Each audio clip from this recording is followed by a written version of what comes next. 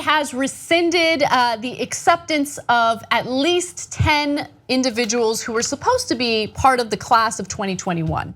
Now, the reason why they did that is because apparently they were taking part in a Facebook group where they were posting questionable memes, and questionable is a very generous word for this situation.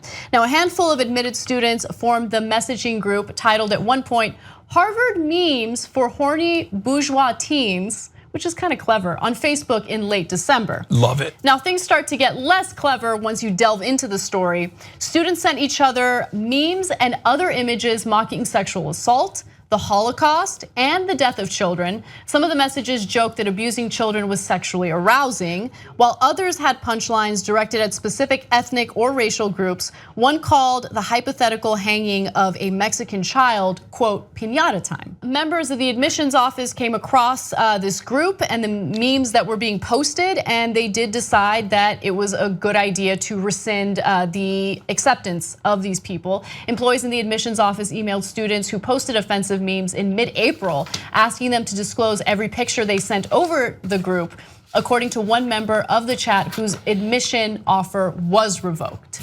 So this person obviously has firsthand experience of how this all went down. Now, once people got accepted into the university, they apparently created a Facebook group in order to communicate with one another. They were excited, let's get to know each other. And then they decided to form another group, kind of split from it. Rated R. Yeah, and be a little more rated R, which apparently wasn't such a smart decision for people who got accepted into Harvard.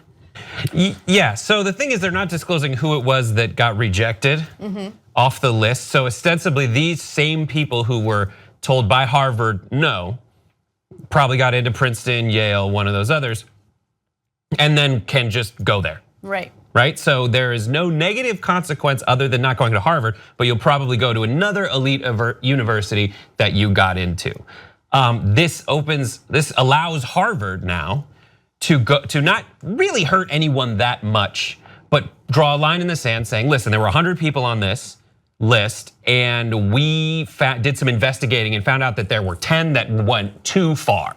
We're not saying you can't do dirty jokes, but we will draw a line. Will we share what that line was? No, but we are on record as Harvard saying there is a line you can't cross when it comes to social media where you are A, this overtly racist and terrible, and B, do it in a format that reveals how stupid you are, that it's one where you could get caught. That's right. I mean, it's a group it's not affiliated officially with Harvard, but it's a group of Harvard students or potential Harvard students getting together and commenting and sharing stories based on the fact that they all got accepted to Harvard. It was a terrible idea and incredibly stupid.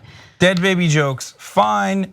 Dead racial, like where you specify what the race is, dead baby jokes, not fine.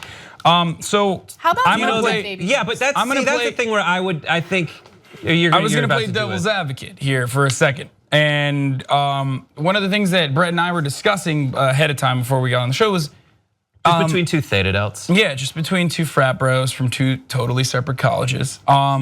Was that? I mean, I really don't understand what kind of message that Harvard is trying to put out there, because in order to play devil's advocate here, I'm gonna say something that might be perceived as terrible, which is that these kids most likely are not on board with hanging a Mexican child.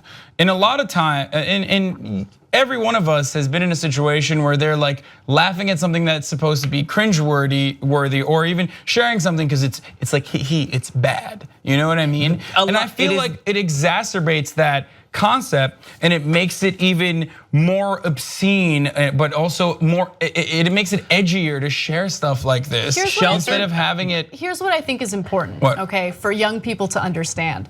I think it's important for young people to understand what real life is like, right? And I know they're fresh out of high school and they don't get this yet. But here's what happens in real life. They're also you apply for a job, okay?